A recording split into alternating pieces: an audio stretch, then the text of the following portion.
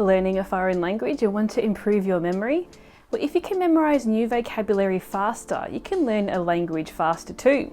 So how do you memorize vocabulary faster and more effectively? Well, I'm going to be sharing with you proven memory hacks that you can use. Hi, my name is Michelle. I'm the Intrepid Guide, your guide to language learning and travel. Now, if you're new here, please consider subscribing and hit that bell notification so you get an alert when I post more videos like these.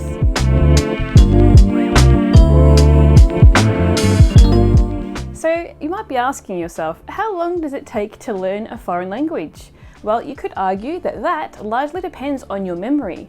So what memory techniques can you use to help you to remember words in a foreign language? Well, luckily the answer is simple, with memory hacks, which is what we'll be going through today. But first, let me dispel a common myth that you're probably thinking, that you have a bad memory. Well, you don't. I repeat, you don't have a bad memory. Just because you haven't learned a foreign language as quickly as you would like, or you forgot where you left your keys, that doesn't mean you have a bad memory. It just means that maybe you didn't make it a priority to remember it. Maybe you were multitasking and didn't pay attention to where you left them, or you just had other things on your mind. Don't worry, it happens, it's natural. It's totally normal and it happens to all of us, even myself. Now, you have to understand that our memory is a muscle, and to build a good memory, you need to use simple techniques and methods for it to reach its full potential. You can think of your memory like you're following a curated fitness program with daily workout videos that help you to build a strong and healthy body. Your memory is the same. It works best when it has been trained. Now, memory can be trained just like any muscle. And you know what else? Learning a foreign language is actually an excellent way to improve your memory and your overall cognitive abilities. The more you learn, the easier it becomes to memorize new information. Before we jump into each of the methods that you can start using to improve your memory, it's important that you understand how the memory works and why these methods will actually work to help you. Now, the more you understand, the more likely it is that you will adopt these memory hacks that I'm going to be sharing with you today. So how does the memory work? Well, there are three main processes involved: encoding, storage, and recall. The process of memory begins with encoding, which means acquiring or learning new information. Now, simply put, to remember something, you need to learn it first, obviously.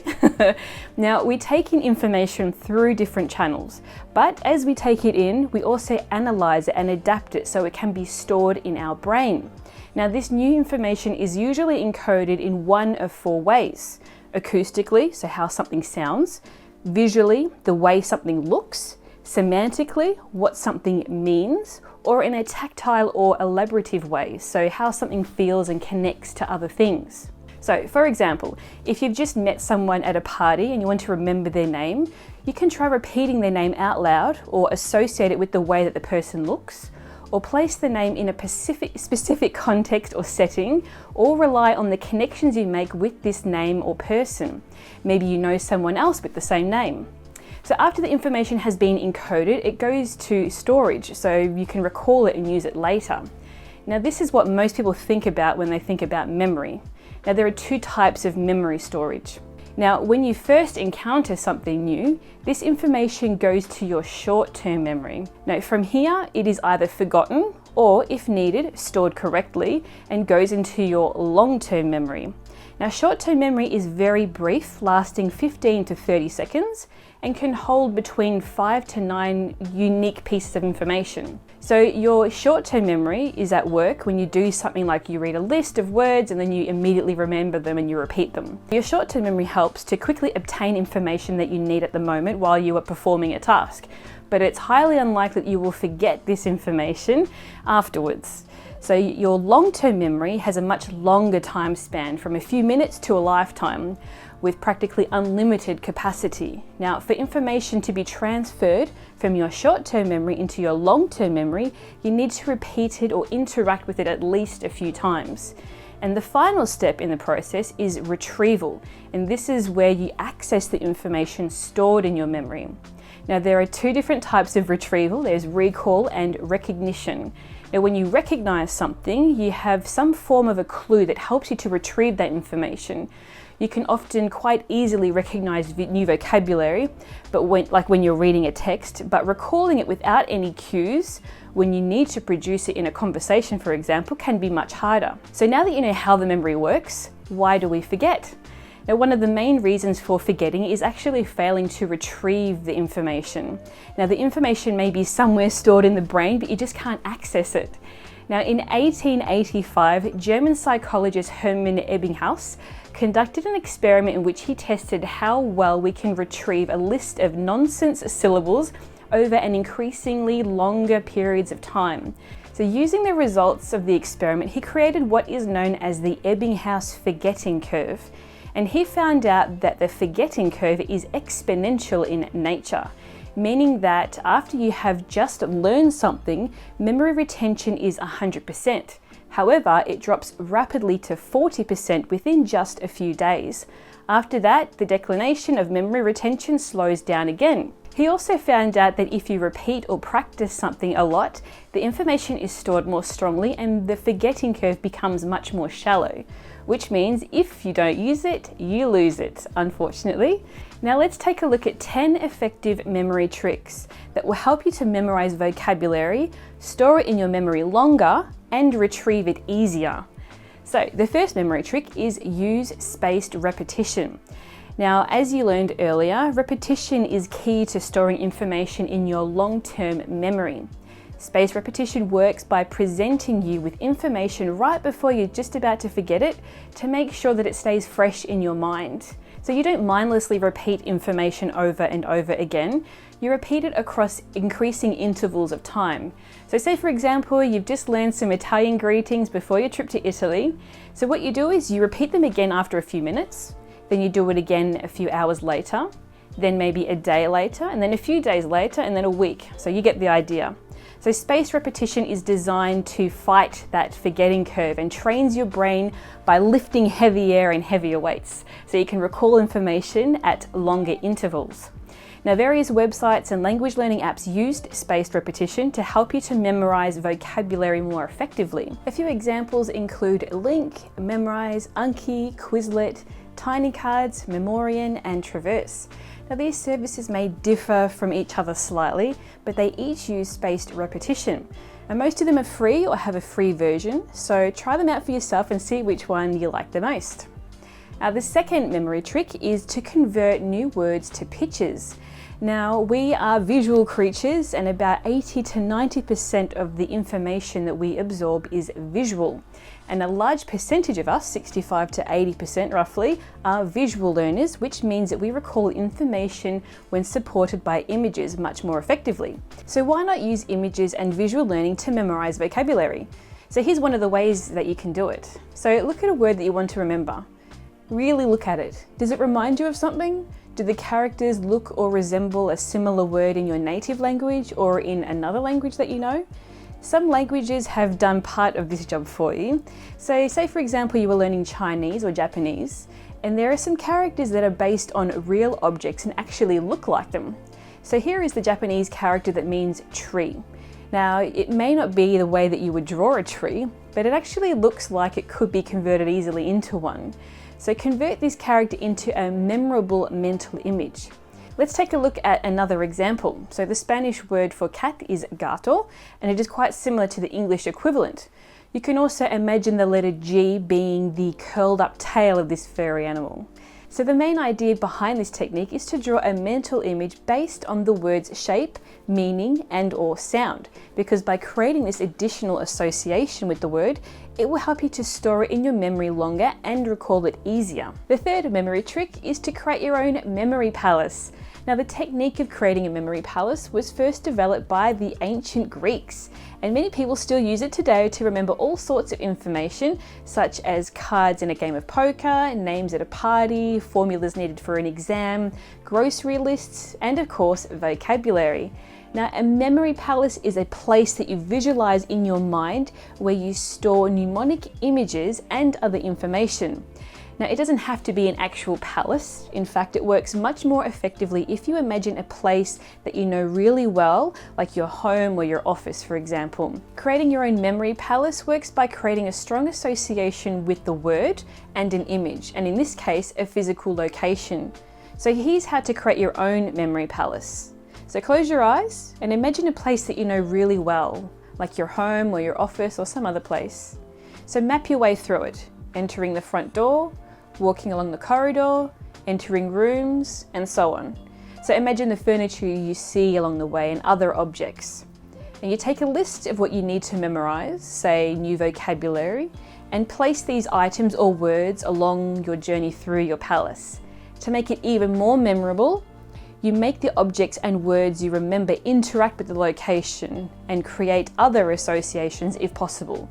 So for instance, the word el gato, so the cat in Spanish, you meet at the front gate, scratching at the gate post. So gate, gato, there's a connection there. The fourth memory trick is to stack your words with the stacking method.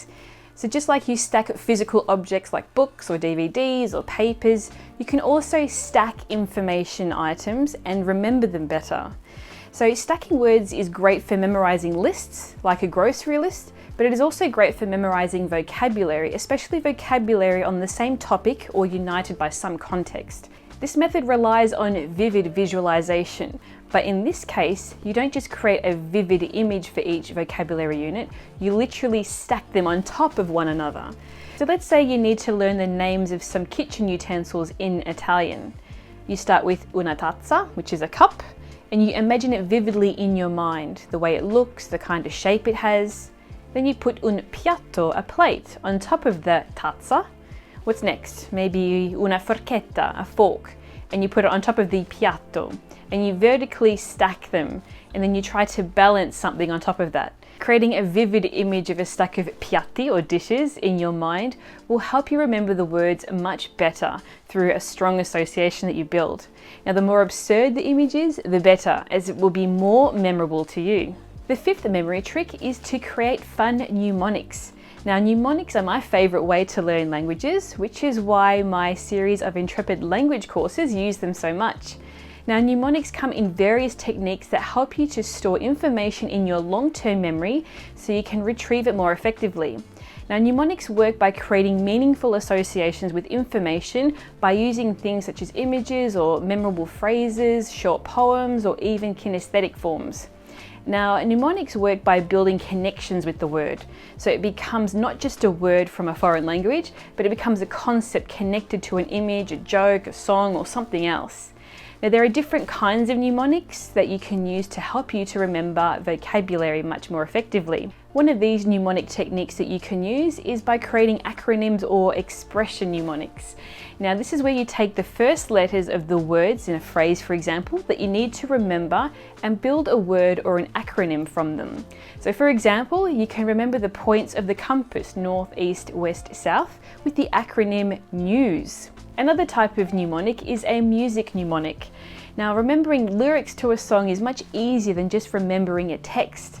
And the rhyming and the melody, it makes it easier to remember and also more enjoyable. So do you remember when you first learned the alphabet with the ABC song? A, B, C, D. Well, this is a perfect example of a music mnemonic. Then we have rhyming mnemonics. So when things rhyme, they are easier to remember. An example of this is remembering the number of days in each month of the year. So 30 days have September, April, June, and November. All the rest are 31 except February, my dear son. It has 28 and that is fine, but in leap year it has 29. So these are just examples of mnemonics. Now there are so many other varieties of mnemonics that you can use, and you can mix and match them to create your own personal associations. Now, mnemonics can be used to learn the alphabet, vocabulary, grammar, and other aspects of languages. The sixth memory trick is to share and teach others. Now, there's an old Latin proverb that says that the best way to learn something is to teach it to someone else. And Roman philosopher Seneca the Younger said, "By teaching, we learn." Now, this is also known as the protege effect.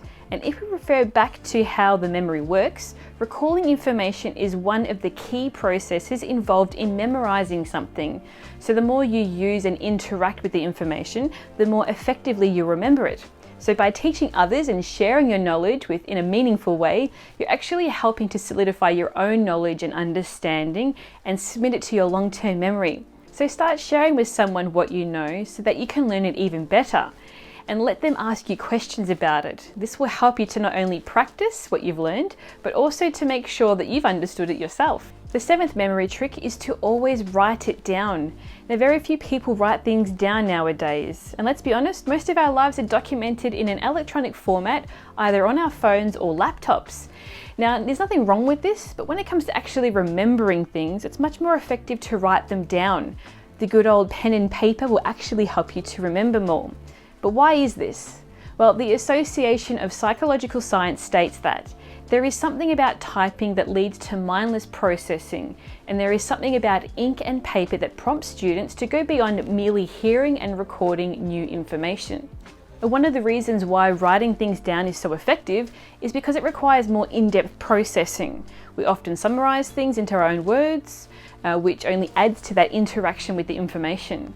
But it doesn't stop there. The way we choose to organize this information on the page, such as which parts to highlight and to make them more visible, also requires additional processing. And making good notes quite often means that you don't even need to refer to them later on, because you've already processed the material so well that they've been committed to your long-term memory. So try it out. The next time you sit down to study, close your Google Docs and physically write down what you're learning. I guarantee you'll retain more. The 8th memory trick is to use the Goldlist Method. Now, the Goldlist Method is another technique that is based on writing things down, which, as we know, is very useful. And it is also a very super popular technique with polyglots. The Goldlist Method works by writing down lists of expressions that you want to learn into a notebook. Then at least 2 weeks later, you copy them again, sorting out the words and phrases that you remember from those that you don't. And as if by magic, you'll see that you've remembered 30% of the expressions from each list without even having studied them. Not bad, right? So here's how to use the Goldlist Method. So you divide a page into 4 sections, A, B, C, and D. And in section A, you write down a list of 20 vocabulary units that you want to memorize. You read every phrase and its translation out loud, and you put this list aside and you forget about it for now. Step 2 is that over the next 13 days, you'll create new lists and 4 new sections. The next step is on day 15, you go back to the first list that you saw in step 1 and test yourself by covering up the translation of the item into your native language. And you will see that you'll remember about 30%, which is roughly 6 words or 6 phrases from it. And you copy the remaining 14 words into section B. So you can see where this is going, right? You repeat the process with all of the other lists, and then you go back to the first one and you do it all over again. Now, according to David James, who created the Goldlist Method, as long as you are relaxed and enjoying the process, you will naturally pick up a few items into your long-term memory each time. So for the items that you don't, then you simply copy them into a new list and you repeat the process. The 9th memory trick is focus makes progress. Now, sometimes the simplest thing can be the most effective, and that is to focus. Now, so many things distract us throughout the day, and that keeps us from really focusing when we want to learn a foreign language. So do your best to cut out as many distractions as possible whenever you want to dedicate some time to learning your target language. Now, if you're at home, explain to members of your household that you need this time to study. If you are somewhere in public, maybe you can try noise cancelling headphones or listen to some relaxing ambient music to help you to drown out those noises.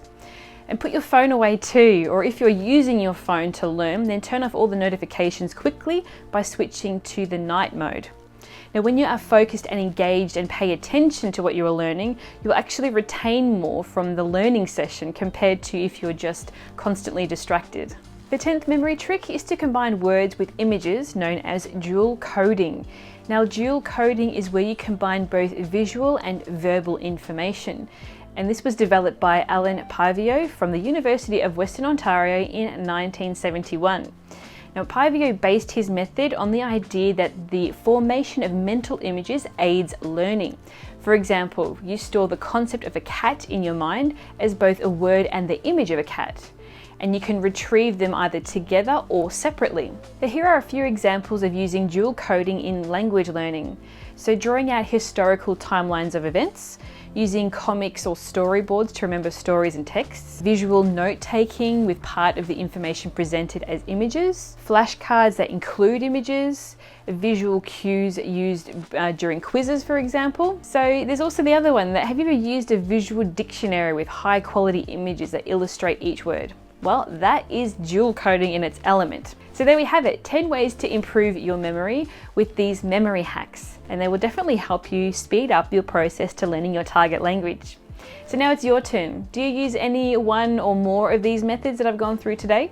Which one is your favorite? Let me know in the comments below.